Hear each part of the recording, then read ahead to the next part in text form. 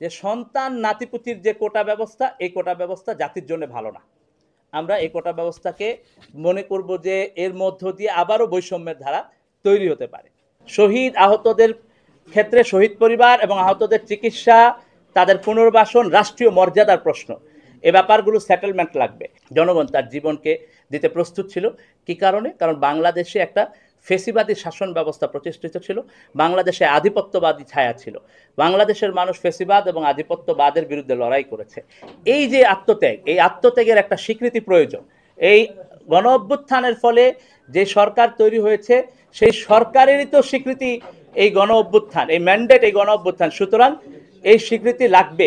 সেই ঘোষণাপত্রে এই গণ অভ্যুত্থানের স্বীকৃতি এবং জুলাইয়ের যারা যোদ্ধা সারা বাংলাদেশের বিভিন্ন প্রান্তরে দেশের আপামর ছাত্র জনতা যে নেমে এসেছে, তাদের নিরাপত্তার গ্যারান্টি লাগবে।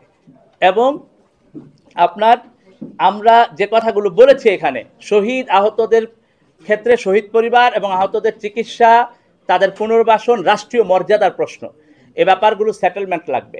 দেশ জুড়ে তোলপাড় ওয়ালটন ফ্রিজ কিনে আপনিও হয়ে যেতে পারেন মিলেনিয়ার। বিচারের প্রশ্নে বাংলাদেশে দীর্ঘ 15.5 বছর ধরে যে গুম খুন হত্যা চলেছে এবং যেভাবে করে লুটপাট হয়েছে, এর ব্যাপারে বিচারের প্রশ্নে একটা রাজনৈতিক ঐক্যমত্য লাগবে। সুতরাং জুলাইয়ের ঘোষণাপত্র মূলত এই গণ অভ্যুত্থানের স্বীকৃতিপত্র এবং এই ঘোষণাপত্রের মধ্য দিয়ে গণ অভ্যুত্থানে যে আকাঙ্ক্ষা তৈরি হয়েছে ফেসিবাদ এবং আধিপত্যবাদের বিরুদ্ধে, সেই আকাঙ্ক্ষাকে ধারণ করে সেই ঘোষণাপত্র তৈরি হবে। দেখেন, পিয়ার সিস্টেমের ব্যাপারে আমাদের ভাবনাটা আমরা স্পষ্ট বলেছি। আমরা মনে করি যে নিম্নকক্ষে বর্তমানে যে পদ্ধতি প্রচলিত আছে, সেই পদ্ধতিতে নির্বাচন বাংলাদেশের সরকারকে স্থিতিশীল করা এর জন্য জরুরি। কিন্তু একটা উচ্চকক্ষ লাগবে, যে উচ্চকক্ষে মূলত পিয়ার সিস্টেমের মধ্য দিয়ে উচ্চকক্ষের সদস্যগণ মনোনীত হবে। সো এই যে উচ্চকক্ষ থাকলে কি হবে? উচ্চকক্ষ থাকলে উচ্চকক্ষ এবং নিম্নকক্ষের মধ্যে একটা ব্যালেন্স তৈরি হবে। অর্থাৎ রাষ্ট্রের গুরুত্বপূর্ণ সাংবিধানিক প্রতিষ্ঠানগুলোতে যে নিয়োগ, সেই নিয়োগ নিয়ে কিন্তু আলাপ আলোচনা চলতেছে। সো এটা কোথায় হবে, কিভাবে করে এইটাকে ঠিক রেখে রাষ্ট্রটাকে স্টেবল করা যায়, মেইন কনসার্ন তো এইটা। আমরা তো ভয় পাচ্ছি, কারণ দীর্ঘ একটা ফেসিবাদী শাসন আমাদের উপর এমনভাবে চেপে বসেছিল এবং রাষ্ট্রীয় প্রতিষ্ঠানগুলোকে ধ্বংস করে দিয়েছে দলীয়করণের মধ্য দিয়ে এবং একটা ফেসিবাদের মধ্য দিয়ে। সুতরাং এই ভয় থেকেই আমাদের একটা আশঙ্কা তৈরি হয়েছে যে এই প্রত্যেকটা প্রতিষ্ঠানকে কিভাবে শক্তিশালী করা যায় এবং নিরপেক্ষ পেশাদারিত্বের মধ্যে নিয়ে আসা যায়। তো সেই জায়গা থেকে আমরা মনে করি যে উচ্চকক্ষ তৈরি করে সেখানে প্রপোর্শনেট বেসিসে করলে সমস্ত চিন্তাগুলোর সমন্বয় ঘটবে এবং সেইখান থেকে জাতি দিক নির্দেশনামূলক অনেকগুলো ব্যাপার পাবে। সো এইটা হলো আমাদের দৃষ্টিভঙ্গি। জাতি মূলত দীর্ঘদিন ধরে চলা কোঠা প্রথার কারণে পুরো জাতি কিন্তু একটা ডিসক্রিমিনেশন ফিল করেছে এবং আমরা দেখেছি যে কোটার পরিমাণটা এত বেশি ছিল, আপনারা সবাই জানেন, যাতে করে পুরো জাতির একটা বড় অংশ প্রত্যেকটা জায়গায় অপরচুনিটি পাওয়ার ক্ষেত্রে মনে হয়েছে যে তাদের অপরচুনিটি কম। খুব স্পষ্টভাবে এটা আমাদের সামনে হাজির ছিল। সো আমরা মনে করি যে যে সমস্ত শহীদ পরিবার এবং আহত যাদের যে বাস্তবতা, সেই বাস্তবতা অনুযায়ী সরকারের পক্ষ থেকে নানা ধরনের সহযোগিতা, চিকিৎসা পুনর্বাসনের প্রশ্ন আগে সমাধান করা দরকার। তারপরে বিভিন্ন সুবিধাদি দেওয়ার ক্ষেত্রে আমি মনে করি যে আমরা যে আন্দোলনটা করেছি, এই আন্দোলনটা আমরা করেছি হলো এই বৈষম্যের বিরুদ্ধেই। সুতরাং আমরা প্রথমত যদি শহীদ এবং আহতদের স্বীকৃতি এবং তাদের মর্যাদার প্রশ্ন এবং পুনর্বাসন চিকিৎসার প্রশ্ন ডিল করতে পারতাম, তাহলে আজকে কিন্তু এই প্রশ্নটা আমাদের সামনে আসতো না।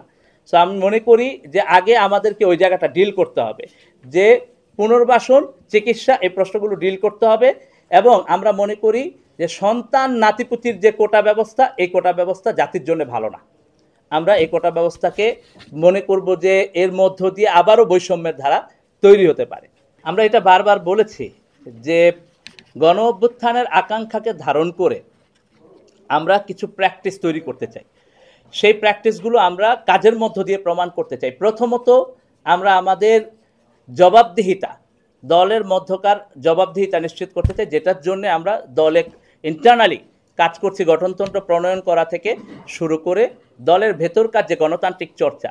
দ্বিতীয়ত আমরা বলেছি যে আমাদের অর্থনৈতিক স্বচ্ছতা, যে কারণে আমরা ইতিমধ্যেই আপনারা দেখেছেন যে আমরা মার্চ মাসের 16 তারিখ থেকে শুরু করে মে মাস পর্যন্ত আমরা একটা ফাইন্যান্সিয়াল স্টেটমেন্ট দিয়েছি যে আমাদের আয় ব্যয়ের খতিয়ান, যেটা জাতির সামনে প্রকাশ করা হয়েছে।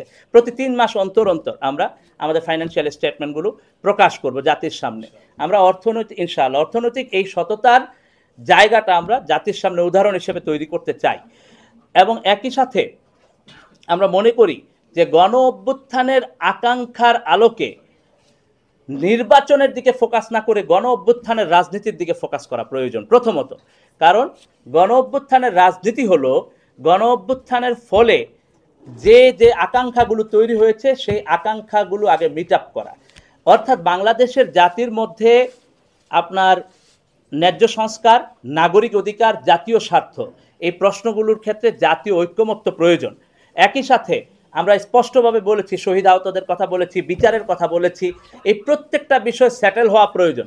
সেই জন্যে বাংলাদেশ দৃঢ়ভাবে কাজ করবে।